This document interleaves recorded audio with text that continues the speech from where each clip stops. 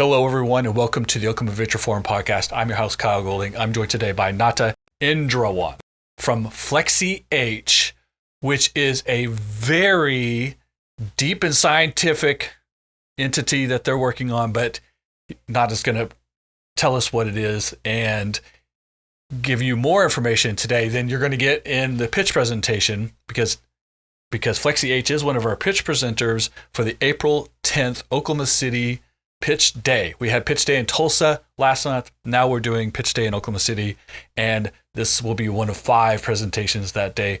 So first of all, welcome to the podcast. Oh, thank you, Kyle. So introduce yourself and introduce FlexiH and what it is you guys do. Okay. First of all, thank you for this great opportunity to be here. My name is Natarianto Indrawan, founder of FlexiH. FlexiH stands for flexible hydrogen. So we are trying to provide some solutions for the community and for the technological advancement related to the hydrogen fuel. So what we are doing is to establish kind of the technology advance of the several of integrated of the basic principle of the science come all the way together to produce the clean hydrogen, meaning that clean hydrogen is something that we can produce without having any carbon dioxide emission. That is the main goal of the company. And founders are 3 people, including myself and Dr. Prakash Boy and also Dr. Adwebi. And when was the company founded? It was last year. Actually, February 8th last year. So it was, now we are going to the 2nd year of the company. But the idea of this actually more long time back. I did my PhD at Oklahoma State University. I got involved with several projects. And one of the projects that is really critical to this idea founding this company is the gasification project.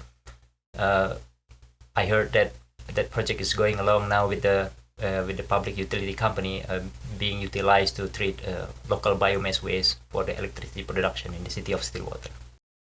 And hydrogen as a fuel, conversation's been around a while, but obviously technology and scientific advancements is making it more viable. What type of fuel would it be? Who would be utilizing the product that you would develop? So we are targeting to use mainly natural gas as the raw material to produce the hydrogen. So the natural gas will be treated under plasma conditions. That plasma will split the molecular of the natural gas, which is the CH4, into the hydrogen, and with addition of the steams, it will produce some bioproducts. The main is the carbon black as the byproduct. But the thing that here it is applicable for distributed scales. So meaning that in the hydrogen productions, the main issue or the main concern and challenge now for the developers is to get the economics at the level of affordability of the producer and manufacturers. So mostly 2 technologies are very well common, electrolysis and steam methane reforming. So, but both require a large scale of deployment. But for us, we're trying to focus on the distributed scale applications. So natural gas as the raw material and producing hydrogen under the microwave plasma environment that could compete with the efficiency with the large scale application. So what are the advantages of using hydrogen for fuel versus natural gas or other petroleum products? Hydrogen is considered as the future fuel of all modes of transportations. As we know, hydrogen actually is not new. It has been decades. It has been used as a rocket fuel. But now people are trying to make it hydrogen for all mode of transportations. And the main benefit of hydrogen fuel as compared to other renewables is it can be applicable for any kind of transportations, land transportations, marine transportation, and aviation as well. So, but again, the main challenge here, in addition to the storage infrastructures and others, is the production. And the conversation around hydrogen has always been about stability and the potential of, you said rocket fuel. So, rockets produce a lot of energy that send them into space, but it's dangerous. So how are we getting around those hurdles in the past and making it stable and not dangerous? Yes, our focus is, as I mentioned earlier, is for distributed applications, meaning we are targeting to produce hydrogen in the scale of 100 to 1,000 kg per day. So meaning that decentralized applications is our main focus. At the moment, mostly hydrogen production relies on the centralized, with a big plant, huge plant, and needs transportations to get to the end user. But for us, with this scale, we are trying to get closer to the end user, and it is very easy to duplicate. And again, hydrogen, we can retrieve that from many sources of materials. Natural gas is one of those. We can retrieve hydrogen from biomass. We can also retrieve from other kind of organic materials, including waste and plastic waste. That's actually come to our focus. As recently we got encouragement from the National Science Foundation as one of our milestones to produce hydrogen from the plastic waste. So taking things that are going to fill up a landfill and cause trouble and creating fuel out of it. Exactly. So highly advantageous. Exactly. Now, is FlexiH, are you developing the process and then licensing out that process? Or are you actually going to be producing hydrogen from natural gas or these other resources? Yes, we have a strategic partners. We established the strategic alliance partnership with one of my long story of college. So we are done with that, and now we are ready for going forward to promote the technology for the US market. So meaning that the hydrogen here, as we know, Kyle, probably you have heard about the gray hydrogen, blue hydrogen, all these turquoise hydrogens. So we are actually using natural gas as the main, because in that level of readiness level, it's called TRL, technology readiness level. That is one of our products that is getting close to commercializations, which is now in the stage of TRL 8 of 9. So a little bit more improvement, and then we are ready to go. So I kind of mentioned when I did the introduction, I'm always fascinated when I have conversations with you because things of this scientific nature are not something I deal with very regularly. So I'm fascinated by it. You mentioned your education is what led you into this, and you had a couple of business partners. What are the degrees that you all hold? Because I think that's part of why this is going to work is the educational brain power that you've assembled. Yes, I moved back to Oklahoma after a couple of years moving around, including had some opportunities to be a part of the Department of Energy, where we try to formulate and to go forward also in the hydrogen development. So I graduated from Oklahoma State University, as I mentioned earlier, and I love Oklahoma being in the middle. And most important thing here is abundant resources, including natural gas and oil, because we are in the top 5 of the country.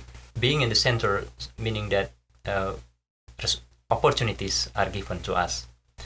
So this is the hydrogen fuel we are trying to promote, because not only we have the abundant resources of natural gas, but being in the center of the state, this is very critical point. If we can make something useful and kind of like show up for the communities, that is really helpful for everyone to follow in the future. Being an energy state, there's a lot of conversation, a lot of funding around energy, but sometimes it is oil and gas centric. Are you running into any hurdles being an alternative, or are the traditional fuel sources coming along with the program? I love these questions very much. I'm waiting for these questions because we are using those fuels to produce hydrogen, meaning that we are complementary here. So we are not competing, but we are complementary to produce something better for our environment, our sustainable development, and to help in reaching the goals of the national decarbonization goal by 2050, net zero emission. So we use oil, we use natural gas to produce clean hydrogen, and of course we have the other one is that I really want to highlight here is the ammonia, because hydrogen main challenge in addition to the production is the transportation and storage. But ammonia is a best counterpart of this. It's the safest hydrogen carrier and as the highest hydrogen carrier.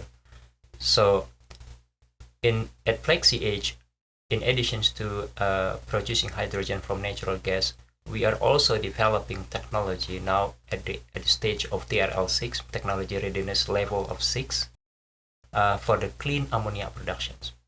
So this is actually the topic that I would like to present in front of this Oklahoma Venture Forum at this coming event. What does it mean, clean ammonia? Industries produce ammonia since 90s. It has been 100 years with the same technology. But we are trying to find another route that can very easily to produce ammonia in such a way that we can absorb the CO2 from the air.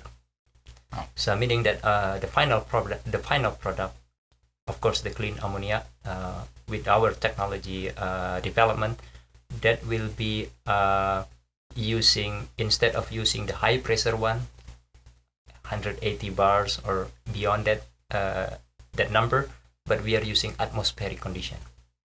So this atmospheric condition will offer great advantages to in terms of safety risks and concerns.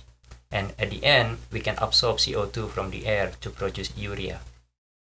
So on April 10th, in your pitch presentation, you just kind of leaned into a little bit of the topic, but what are you pitching for? Are you looking for investments? Are you looking for partners? Are you looking for a first customer? Where's your business at, and where are you moving forward from after April 10th? Yes, definitely. Our main goal is to capture opportunities from the venture capitals, angels, and some folks who are interested in our businesses and products, of course. That is our goal, in addition to our current efforts to apply some grants from the federal sides. We are not alone. We are having collaborations lately with the regional stakeholders, including we introduced FlexiH to Oklahoma City Clean Cities Initiative and also Tulsa Clean City Initiative, and we are in the same page. We are trying to promote this clean hydrogen fuel for the future of Oklahoma. Now, I told you guys this was interesting topic and something that we don't get to talk about very much. So I'm super excited that we had you on the podcast, and I'm super excited about your presentation on April 10th. Again, April 10th is going to be our Pitch Day OKC. Along with FlexiH, we'll have Sugar Security, Motherboard, Shelter Share, and Barista Bot. I've gotten to have a conversation with all of these individuals, and this is going to be a great pitch event. So you do not want to miss it. Make sure you go to ovf.org and sign up to attend in person, or if you can't make it in person, you can watch via Zoom as well. I recommend you come in person, hear the pitches, get to ask questions in the Q&A, or ask questions later if you need to speak to him directly. And if you're an OVF member, you will have his contact information as well. So if you don't get to speak to him on April 10th, maybe you can follow up later and find out how you can be part of clean energy future and the use of hydrogen fuels right here in Oklahoma, the oil and gas state. So appreciate you being on the podcast today. Thank you, guys. Thank you for the opportunity given. Thank you.